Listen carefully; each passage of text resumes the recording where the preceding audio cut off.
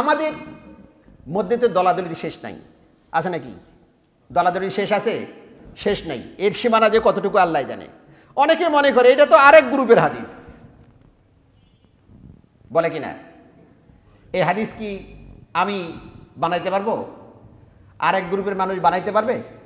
ওর বাপ বানাইতে পারবে? দাদা 14 গোষ্ঠী? কেউ বানাতে পারবে না।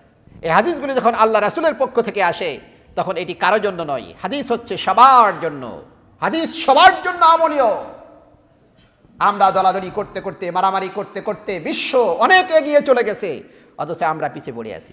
মুসলমানেরা শুধু দলাদলি নিয়ে আসি, মুসলমানেরা শুধু গন্ডগোল নিয়ে আসি, মুসলমানেরা শুধু ফাসাদ নিয়ে আসি, আর অন্যরা আমাদেরকে এই গন্ডগোলের ভিতরে ঢুকাই দিয়ে ওরা বলছে তোমরা থাকো, এবার গন্ডগোল নিয়ে আমরা এগিয়ে যাই।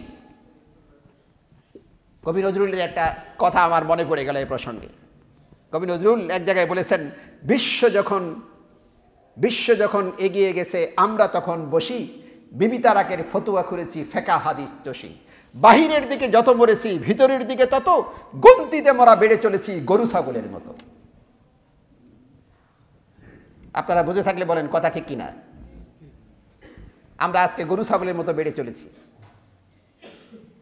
আমাদের কোয়ান্টিটি আছে বাট কোয়ালিটি নাই।